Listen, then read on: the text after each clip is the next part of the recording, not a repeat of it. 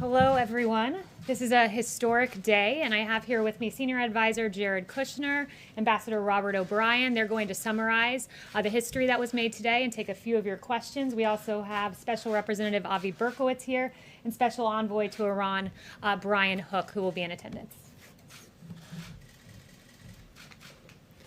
Thank you, Kayleigh, and thank you all for being here. I want to start today by congratulating the people of Israel and the people of the United Arab Emirates. Today is a historic breakthrough and a great day for peace. I also want to congratulate President Trump on this milestone. He worked very hard on this with his team. We worked with Prime Minister Netanyahu and the Crown Prince Mohammed bin Zayed, who really are two visionary leaders who made a big step forward today to really change the region. The last time we had an agreement like this in the region was 1994, when Israel made an agreement with the Kingdom of Jordan, which stopped aggression and helped bring forward peace. Over the last 26 years, there's been a lot of developments in the region, some positive, but many that have set the region back, and it has led to lots of lives being lost, lots of opportunity and hope being destroyed, and a region that really has had a lot of problems. When President Trump came into office, we had a caliphate for ISIS in the Middle East, which was the size of Ohio.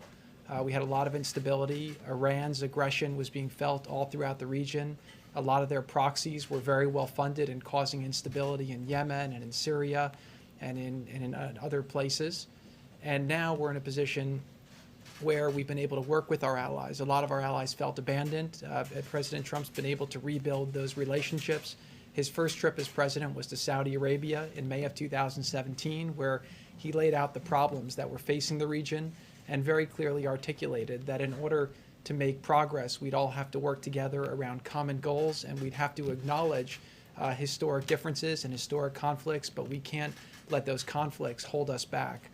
President Trump's leadership, the ability to build the relationships with the leaders in the region, people were modernizing their society and realizing that we needed a new paradigm. On President Trump's visit to Saudi Arabia, we made an agreement with a lot of these countries that we were going to start a counter-terror finance center, and since then we've worked to limit the amount of funding that's gone to extremist groups. We worked with Saudi Arabia, which is the custodian of the two holy sites, and we worked with them to do a counter-extremism center to combat online extremism, and that's made a big difference because you can't solve the short-term problem without taking on the long-term fight. We've seen Saudi Arabia make a lot of modernizations over the last years, giving more rights to women and taking steps in the right direction, which have been very positive. And now today's breakthrough really allows us to go forward. To give you a little bit of background on this deal, this is something that's been in discussions now for over a year and a half. We were talking with Israel, we were talking with United Arab Emirates about moving forward.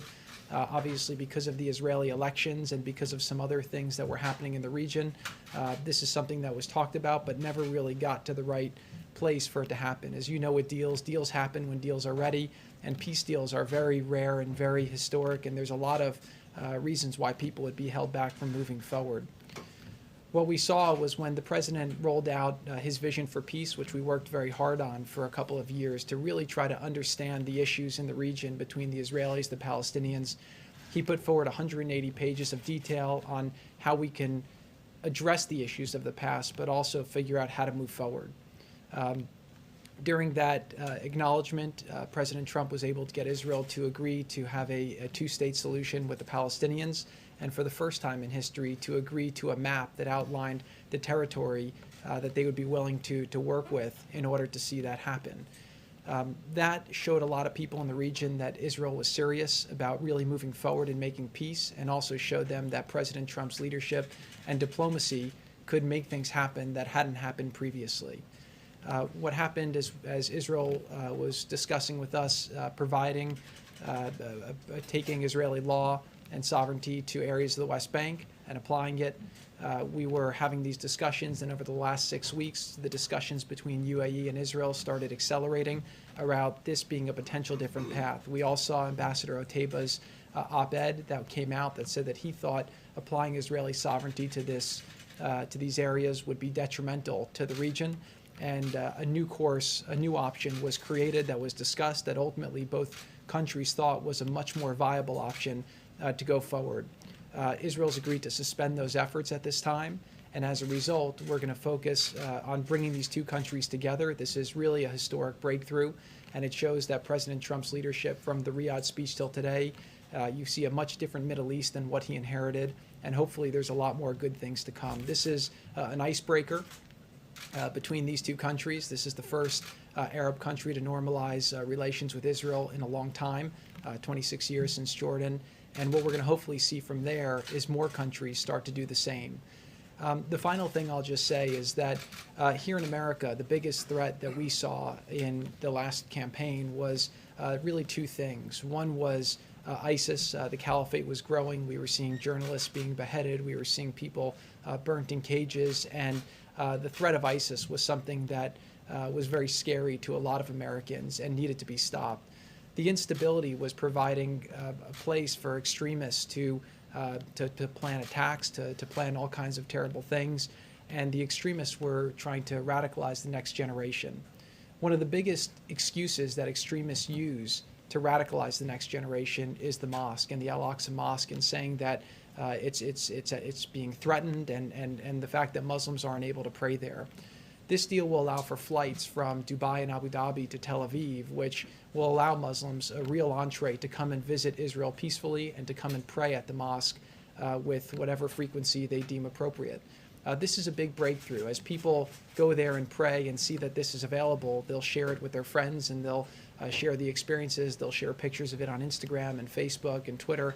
And people throughout the world will see that the mosque is safe and that all people are welcome there. So this is a really great step forward for the region, a great step forward for the country, and a great step forward for the world. And again, I just want to really compliment the three leaders who worked very hard to make this possible. Prime Minister Netanyahu of Israel, the Crown Prince Mohammed bin Zayed of Abu Dhabi, and President Trump here in America. Thank you.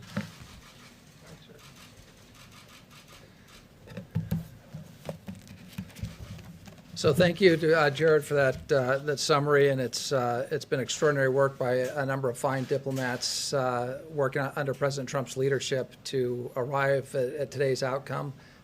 Jared Kushner has been at the forefront of those efforts. Avi, Brian Hook, and others have put in just tremendous work under the president's direction to get where we are here today. And I know, Jared, you don't have a diplomat title, an ambassador title, but we don't have a finer ambassador, especially in the region, than Advisor Kushner. So thank you for those remarks and for the really incredible effort. I want to start by congratulating today the President of the United States, the Prime Minister of Israel, Bibi Netanyahu, and Crown Prince Mohammed bin Zayed. This is a remarkable achievement, and the achievement is now will now be known in history as the Abraham Accords, or the Ibrahim Accords in the Muslim countries, or the Avraham Accords in Israel. It's something very special. It's something that doesn't happen very often. Very few of my predecessors as National Security Advisor have been able to come to this podium to announce a peace deal in the Middle East. It's a very rare thing. As I said earlier in the Oval Office today, the President is going to be known in history as one of the change makers and one of the remarkable leaders in the Middle East. And that's not something that you may have thought of when he came into office. But one of his very first steps was repairing our relationship with Israel, which had been badly damaged, especially in the last month of the prior administration. The president did something that was unheard of. Many presidential candidates going back 2 decades had promised if they were elected, they would move the United States Embassy in Israel from Tel Aviv to Jerusalem. President Trump had the courage to do it, and he developed wonderful credibility and a reservoir of goodwill in Israel. He recognized the Golan Heights as being Israeli territory and took those away from a very what could have been a very destabilized situation that we've seen develop in Syria.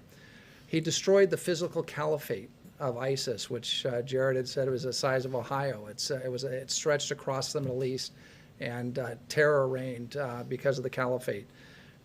He brought justice to al-Baghdadi, who had killed so many Americans, Sotloff and Mueller and Kasich and Foley. He'd put maximum pressure on Iran and cut off much of the terrorist funding that was going to proxy wars in Yemen, in Hezbollah, in Lebanon, in Syria, and throughout the region. And today we have the Abraham Accords. He's brought peace to the Middle East, at least peace between the UAE and Israel. And what I have said is the president is often noticed as the greatest deal maker, and he wrote the book, The Art of the Deal, and he's considered a great deal maker, which he is. But I think history is going to remember the president for being a great peacemaker. He brought peace to Israel and the UAE. He has signed his diplomats signed a historic accord in Afghanistan. And I want to remind people that we haven't had an American casualty in combat in Afghanistan since February 29th. He used his offices and his pressure to stop Idlib from being overrun in Syria, and brought a ceasefire agreement when Turkey had invaded northern Syria. A lot of people said that when he came into office that there'd be war in North Korea, but through personal diplomacy, has kept that situation from turning into a kinetic event. So it's really remarkable, I think, when you step back and take a look at what this president has done on the peace front. And it wouldn't surprise me. It'll take some time in this environment, but it wouldn't surprise me if the president's eventually nominated for a Nobel Prize for today's work is an example of why he would be rightly considered and should be a front runner for the Nobel Peace Prize. So I also want to compliment the courageousness of Mohammed bin Zayed, the Crown Prince. You know, there have been two other great Arab leaders, King Hussein in my lifetime, King Hussein and Anwar Sadat, who made peace with Israel. And now Mohammed bin Zayed enters that pantheon of great, courageous Arab leaders.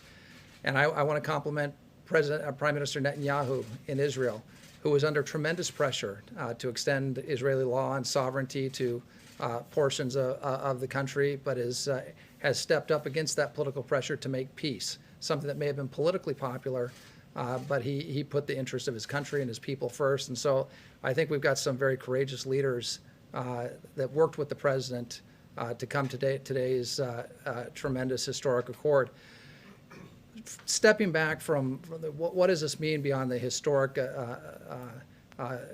idea of a major Arab country making peace with Israel all these years after 1948, it makes sense on so many different levels. The UAE and Israel are both capable security partners of the United States and close partners of ours in the region, standing up to Iran, standing up to Islamic extremism.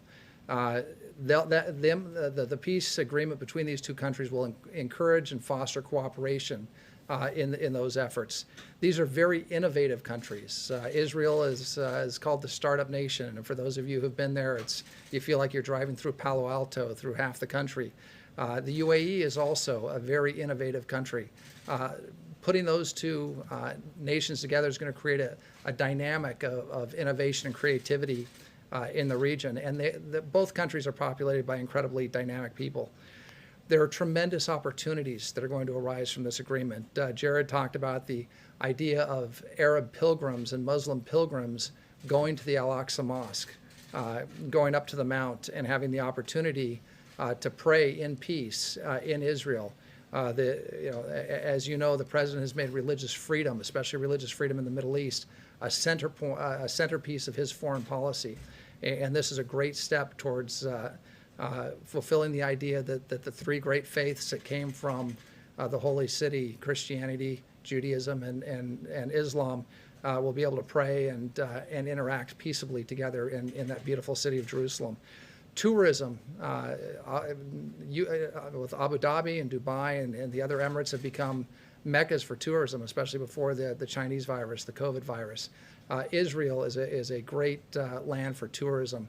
That'll expand trade between the UAE and Israel, which both have incredible economies. And again, as we recover from COVID, this agreement will help the economies of those countries and the countries in the region expand.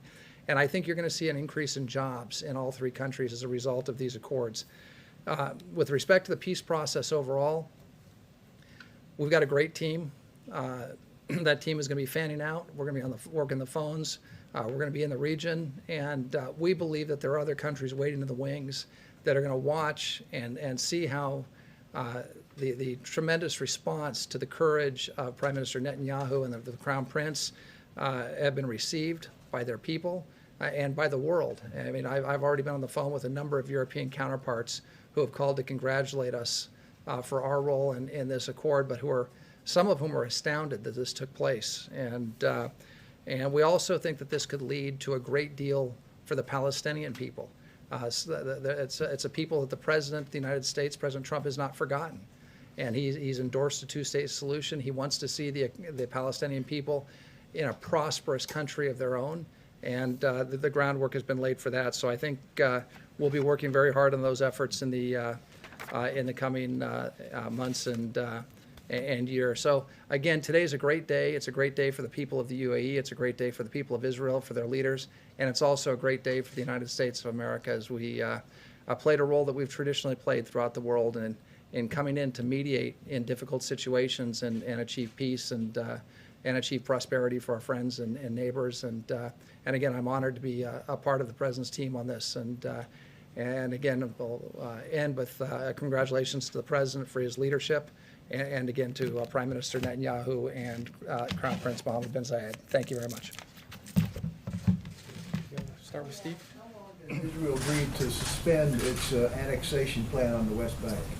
So the suspension will last. It's going to take a while for these agreements to get fully enforced and to go. And I think that right now the focus that Israel is going to be applying is towards building this relationship. The opportunities that are now created because of this, from an investment point of view, from an innovation point of view, from a health point of view, from a tourism point of view, and most importantly to both countries from a security point of view, are very robust. And I do believe that for the foreseeable future, you're going to see both countries focusing on that. I also think that Israel sees a lot of exciting opportunity in doing what's being done today with other Arab and Muslim countries as well. So that's really going to be the focus as to where we're going to be working with them. And one thing I also want to do is acknowledge the tremendous team that's worked on this to date.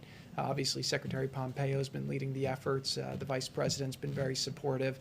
And then obviously Avi Berkowitz and Brian Hook have been just tremendous along the way, both to get to today and also in the steps that will likely come forward. So.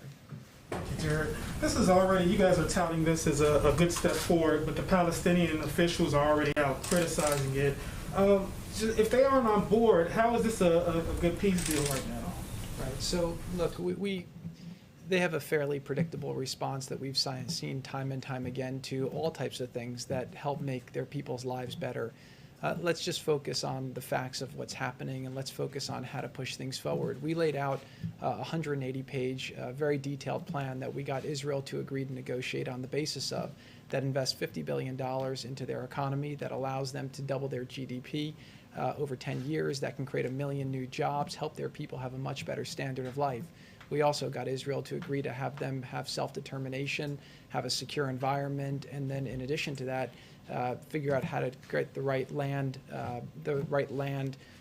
outcome where we can go forward. So, look, I think that a lot of people in the region are seeing that we can't wait for the Palestinian leadership to try and resolve this. Every country is going to do what's in their best interests, what's in the region's best interests, and we have big problems in the world, and we can't be stuck in the past. We have to be moving forward. Now, I will just say that a big part of what motivated the UAE to move forward at this time and take the risk that they're taking is the notion that they didn't want to see Israel take the provocative action of applying sovereignty to areas of the West Bank, which hopefully allows more space to the Palestinian leadership to come to the table and make a deal. So I don't know if it will happen tomorrow. I don't know if it will happen next month. I don't know if it will happen next year. But at some point, I always learned with deals that there's a thing called gravity. And right now you're in a situation where Israel has said that they're open to making peace. A lot of people in the region have supported the vision that the president laid out. One thing you've seen with the president, he's a deal-making president, right? And part of being a deal-maker is not always showing your cards. Again, we were able to hold this quiet until this morning when we announced it. The president's had a very robust strategy for the Middle East that we've been executing piece by piece, day by day. And we've seen things have been getting better, problems have been getting resolved. The president's been taking things off the table, slaughtering sacred cows that were holding people back. And so if you kind of look at the snapshot today and you look back at the snapshot of where the president was when he started, you have a much different Middle East, and that's not by accident. So I believe over time we're going to continue to ask ourselves two questions with that conflict. Number one is, are we doing things that allow Israel to be more secure versus less secure for the Israeli people? That's America's strongest ally in the region. With this step, actually, UAE joins a very exclusive club and becomes, really one of America's closest allies in the region. And then number two is, are we taking steps that allow the Palestinian people to live a better life? And so, there's a lot of people who find historical traps where they can find excuses not to move forward. But President Trump is focused on creating a bright future, focused on progress and making people's lives better. So I will just say today that this is a big breakthrough. This is something that's public. We have a lot of things that are happening privately right now that are quite excited. And I do believe, again, that over the next years, if the president is able to keep going forward, you're going to see some historic changes in the region that will really make the world a much safer and better place. Thank you. Thank you, Jared. Appreciate it. Just actually want to ask you, Advisor O'Brien, you mentioned Anwar Sadat, and I'm just curious, do you see or envision sort of a Sadat, Begin, Carter picture, a moment like that for the leaders? Because that's something I think people remember. I want to say it was 79, but going all the way back then. Right. No, I think we will have a formal signing ceremony at the White House, and we'll have to see who comes from the various countries. But I would expect that Prime Minister Netanyahu will be here, and either the Crown Prince or one of the other princes would likely be here in Washington. And I think it'll be a great day, and really. As you know, I normally don't talk about things that were said on presidential phone calls, but one of the leaders said that we've had a tough 2020, and this is like the best news of the year. It really is good news. It's a great news story for the American people, and it's been great to see how the press has reacted in a somewhat polarized time. I think this is one of those stories that everybody, regardless of your political stripes or on that sort of thing, everybody's excited about the fact that a Muslim Arab government is making peace with Israel. Big day, and we'd love to host them here at the White House. I think the president would very much like to host them, and so I think we'll have an event at some point in the not too distant future. And Jared, if I could follow up on something that you mentioned earlier, you talked about visionary leadership, not just in the region, but in general, including the president, to make something like this happen. He seemed actually fairly positive, albeit maybe cryptically, that maybe something soon could happen again to keep this inertia going with perhaps another country. Is it your sense that, yes, there's a good chance that we could have a similar announcement here in the next, say, 90 days, 80 days? I do think there's a very good chance. Now, one thing I'll say about the president is that one of the things you see in great leaders is a sense of optimism, and the president is a great leader for the country because he always wants to put forward a positive front and get people to do more than they're capable of doing and help people achieve things that people don't think is possible. And so his optimism is one of his great traits as a leader. I will say here that we have had several discussions. Obviously, we kind of stopped those discussions because this one looked like it was going, and it was very important to the United Arab Emirates to be the first. They wanted to make history and do it, but we do have several more that we've had discussions with, and now we'll continue those discussions to see if we can continue to move forward more. Look, at the end of the day, it's an inevitability, right? People in the world want to move forward. The Middle East has to stand on its own 2 feet. We have some great allies there. We'll continue to work with them and help them, but we'd like to see a security architecture and an economic architecture there where people have the safety and ability to live a better life, to have jobs, to have prosperity, and people need to believe that their children could have a better life than they can. And once that happens, people will choose a job over some of the other less good areas that they're being tempted to go to by the extremists. Thank you. Thank you. Couple of questions. First, you mentioned the flights. Can you tell us how quickly you expect to actually see those flights begin, embassies to open up, and to what extent is this strategy, in part, strategy and hope that Iran will be further isolated? I think Iran, if they want to move forward, again, the president's been very clear. He's not going to pay for a meeting, but he's always happy to talk to people. And that's part of him being a deal maker. And that's why, again, he was able to make this deal. He was able to make the deal for the OPEC Plus. He was able to make the U.S.-Mexico Canada deal. He was able to make the Japan trade deal, the Korea deal. We were able to get the FIFA 2026, the Olympics 2028. The president's a deal maker, so he'll always be flexible. I do think, though, seeing the two of the best militaries in the region come together should be something that people take note of, because it shows that, again, people are figuring out how they can optimize. And I do think that Iran has benefited from kind of dividing and conquering. Through their proxies, they've tried to create instability, and they've tried to have the Middle East divided, which is why they've always taken advantage of the Palestinian issue, and they've tried to stoke fear around that issue, and they've used it to keep people from joining together with Israel. You know, no Israelis ever killed an Emirati, right? There's not that hatred between the people, which is why there's no sense. So I do believe that we will start seeing interactions very quickly, and that both countries are very motivated, both from an economic point of view, from a tourism point of view, from a health point of view, from a technology point of view, to start moving forward quite quickly. Very, very quickly, if I could just follow up with you. You've been in the headlines recently.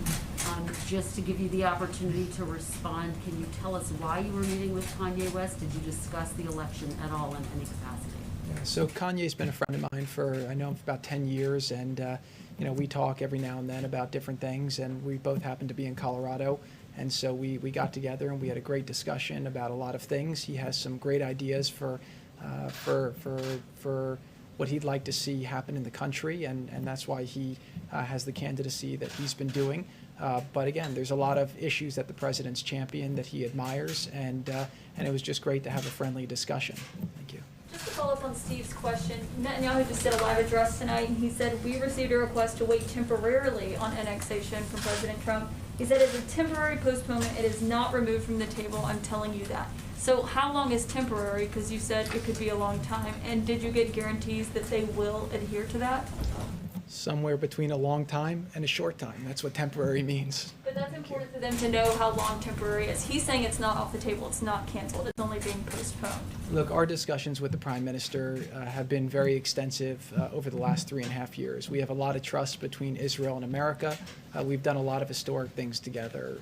The people of Israel trust President Trump to make the right decisions that are in the best interests of Israel's security and prosperity. And obviously, Prime Minister Netanyahu and President Trump have a very close relationship. I believe that they will not take action to move forward unless we have an understanding between America and Israel that it's the right action at the right time.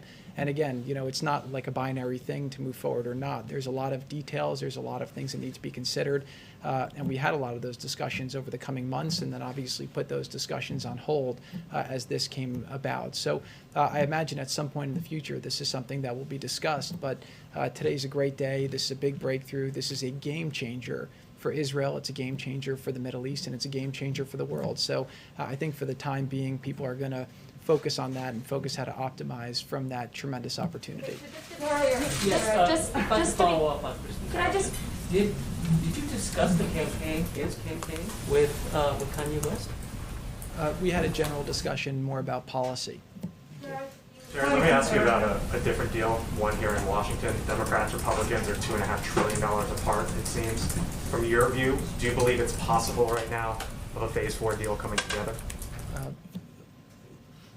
Working with President Trump for the last 5 years on the campaign and through government, I would just say that with President Trump, anything's possible. So you never know. The president's accomplished a lot of things that people thought would never be accomplished. And but to comment specifically on the deal, I'll leave that up to the negotiators. Since we seem to have exhausted questions on this topic, I'm going to pass it back to Haley.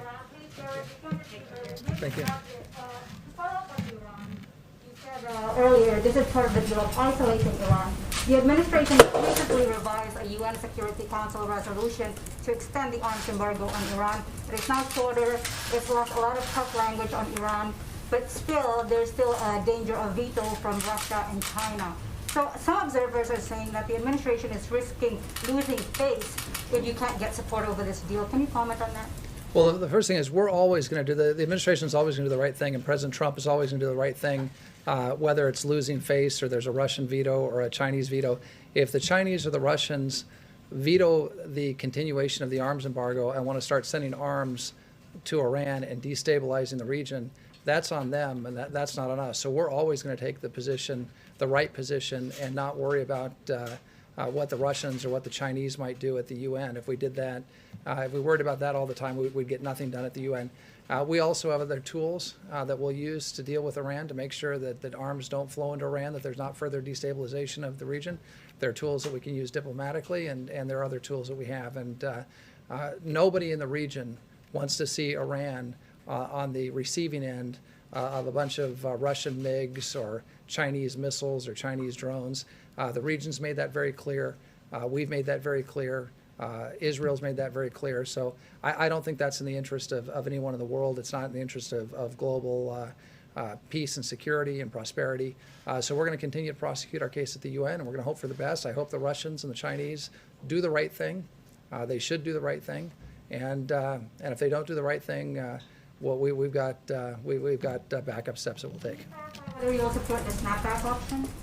Snapback's certainly one of the tools that we could use, and that's something we're looking at very closely. And it wouldn't look, what we're focused on right now is the vote to extend the arms embargo. We'd like a clean rollover of the arms embargo. We'd like to see our allies get behind it. We'd like to see the Russians and Chinese get behind it. I just can't imagine any leader anywhere in the world who thinks it's a good idea to put advanced armaments in the hands of the Ayatollah and his regime, especially in today's Middle East. I mean, that just makes zero sense whatsoever. So hopefully the countries at the UN, the Security Council, will do the right thing. They'll roll over the arms embargo and keep it in place. But if that doesn't happen, we'll take steps necessary, and one of those steps could be snapback. Thank you. Thank you very much to Senior Advisor Jared Kushner and Ambassador O'Brien, and I will take a few of your questions on other matters, if you have any. Yes, Deborah. Oh, thank you, Kayleigh. The president has written memoranda that give 5 states 100% of reimbursement for their National Guard costs dealing with the coronavirus. A number of governors are trying to get on that list too, including Nevada Governor Steve Sisolak. Have you had a chance to set up a time for them to talk? And the National Governors Association says that the criteria for being one of those states that gets 100%, not 75%, aren't clear. Can you tell me, how do you make the cut where you're 100% not 75%? So first, let me note that in March, President Trump became the first president to authorize use of the National Guard under Title 32 status with 100% cost share. The president supports the men and women of our National Guard. This is a rarely used tool, but the president was willing to take this decisive action. 75% of the cost share is still giving states tremendous, unprecedented support, and states can utilize their coronavirus relief fund dollars to cover the remaining 25% if they need to. Specifically, a few states made direct cases to the president, and he obliged to support them at 100%, but I won't go state by state as to where things stand. Can you explain why some states would? Yes. Question about payroll tax and the president's comments yesterday. What did he mean by when he said he was going to terminate the payroll tax? And a secondary question, if he's reelected, what should Americans believe about his commitment to Social Security? Yeah, he has unwavering commitment to Social Security, making sure that it is fully funded and that our seniors are taken care of. I've heard him express that privately and publicly a myriad of times. What he was meaning yesterday is that he wants permanent forgiveness of the deferral. He's, of course, deferred the payroll tax to the end of the year, and he wants to make that a permanent forgiveness of the deferral come next year, because it's very important for specifically low and middle income Americans, since it's a regressive tax. In the long term, though, does he think that the payroll tax should go away? The president's very clear on this matter that he wants a permanent forgiveness of the deferral. That's as far as he's gone, and he's gone even further to say he's going to make sure that Social Security is fully funded. Yes. Yes. Yeah. Oh, the lead, and then we'll go to you next. Okay, so you voted by the U.S. mail. The president has voted by the U.S. mail. Many of his top people have voted by mail. Why is he trying to prevent ordinary Americans from voting by mail? So first, let me note, I've voted absentee. The president's voted absentee. He's always been for voting absentee for a reason. What he is not for is mass mail-in voting, or perhaps, to make it even clearer, mass mail-out voting, where everyone on the voting rolls is mailed out a ballot. Voting rolls in Los Angeles County, for example, you have 117% of the county registered to vote. How does that even make sense? It doesn't. And that would mean that in the least, 17% of the ballots floating around would be subject to potential fraud. So that's what the president is standing firmly against, but he has always been for absentee for a reason. Yes. Kayleigh, we learned today that still roughly 15.5 million Americans are without a job. Nancy Pelosi spoke yesterday with the Treasury Secretary. Seemingly, there was no progress on that call for the 15.5 million Americans and millions others who could absolutely care less about the politics of it all. What would you tell them is coming next, considering that it seems as if nothing is moving policy-wise going forward? Yeah, what I would say is this. Secretary Mnuchin said yesterday, I am willing to move forward with legislation that provides funds to schools, childcare, food, vaccines, hospitals, PPP for small businesses, rental assistance, broadband, airports, state and local government assistance, and liability protection for universities, schools, and businesses. He's been unmistakable, this administration has and this president has. We're willing to move forward on that. What we're not willing to do is rubber stamp a behemoth $3.4 trillion deal that the Democrats put forward that was fundamentally unserious, that would have made ballot harvesting mainstream, that was a Democrat wish list. That's what we'll not move forward with. But this president, out of anyone has taken action, serious action on eviction protection, serious action on unemployment insurance, on a payroll tax cut, student loan forgiveness in his executive capacity. And what I would say, the state of things now is, you have Nancy Pelosi saying we were willing to come down $1 trillion if they came up $1 trillion. Well, it's fundamentally unserious because the Democrats, the chief of staff has told me, wouldn't even tell us what they would take out of the $1 trillion. So they said we'd come down $1 trillion, but wouldn't list out the things that they would take out of their Democrat wish list. So Nancy Pelosi needs to come back from recess and negotiate because the American people deserve better. There are some conservatives who have made the argument that $3 trillion, give or take, has already been spent and no more needs to be spent. If there isn't a deal that is viable, is the White House of the position that since $3 trillion has been spent, it's okay, we don't need to spend any more? No, the president is all about what is best for America's families. He wants to see funding for our schools, direct payments to Americans. He's protected the American people in every way he can in his executive capacity. But as you noted, in terms of the fiscal cost of things and the height of this, when the economy was shut down, there was a $2 trillion deal negotiated. Next after that, when the economy was reopened, it was a $1 trillion deal. So for the Democrats to say we want more than what we even negotiated and passed during an economic shutdown, and to say we need $3.4 trillion, it's really an unserious proposal. Kevin. Thank you, Kayleigh. Your reaction to unemployment claims dipping below 1 million, 1.7 million new jobs as well, and blue state governors are politicizing school closures, says the president. What did he mean by that? Yeah, what he means by that is that when you look around the world, many countries in the Western world have opened their schools, and that we as the United States can do the same. We can find a way. The president, the White House has released guidance as to how to make that happen. And he doesn't want a decision that is so important for our children to be politicized, because he believes it's in the public health interest of the child to be back in school. And I've listed out for you all the reasons for that previously. And what was your first question? You also unemployment claims dipping below 1 million. How surprised are you that that's the figure and the direction we're going? I'm not surprised, because under this president, he was the great jobs president once, brought us the greatest economy in modern history once, and he'll do it again. And this is more evidence of that, to see unemployment claims dip below 1 million, coming on the backs of a July jobs report that exceeded expectations. And of course, the 2 blockbuster jobs reports before that. It goes in line with the manufacturing ISM good numbers that we saw, and many other metrics. This is the president who's already making sure we have an economic rebound that outpaces Europe and other countries as well. Steve. Has the president been briefed on the Russian coronavirus vaccine? Does he think it's a workable vaccine?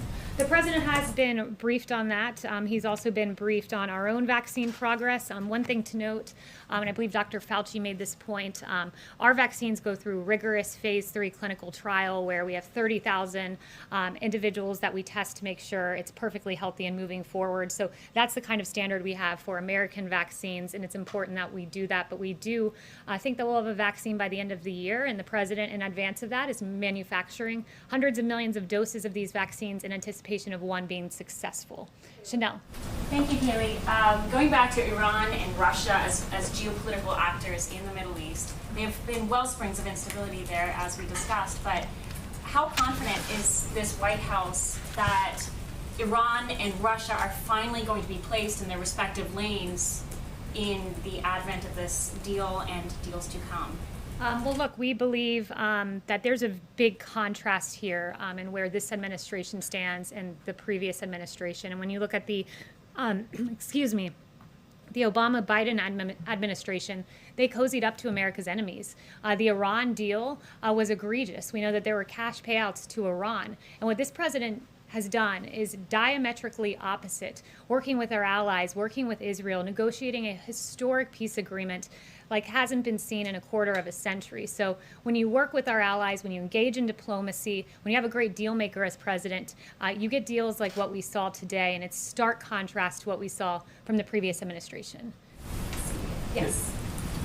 Does the president share former Vice President Biden's view that annexation would virtually end any chance in a 2-state solution that would secure Israel's future as a Jewish and democratic state and uphold the right of Palestinians to a state of their own?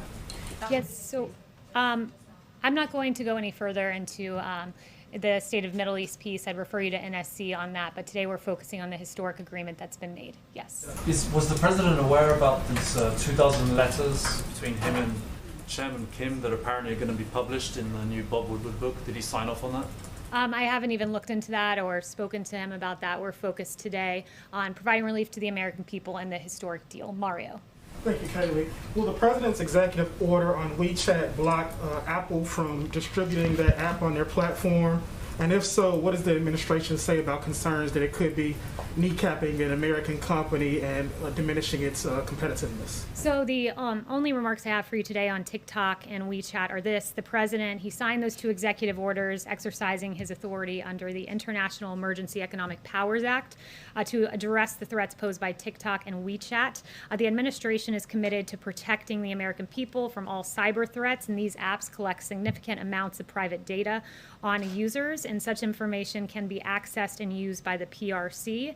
And TikTok has a documented history of censoring free speech to conform to CCP propaganda, and we take the data of Americans very seriously. One other thing I wanted to clear up is that Speaker Pelosi has been fundamentally unserious in these negotiations and engaging in blatant partisanship. One thing she said recently is that she needs $3.5 billion with a B for election funding. That is a fundamentally unserious ask for this reason. I talked to the Office of Management and Budget. They said states have been given over $1.2 billion in election assistance grants since fiscal year 2018, and we estimate that they've spent less than a sixth of that funding in these 3 years, and still have over $1 billion of those funds sitting around right now that have not been spent. So we encourage for Speaker Pelosi to follow in the footsteps of the suggestion of Congressman Ro Khanna of her own party, who said, I think Congress should be in session. I think it's absurd for Congress to be going on a break during a pandemic and a national crisis. I can tell you one person who hasn't been on a break. It's this president providing relief for the American people. Thank you, and he'll be out here at 5:30. Thanks so much.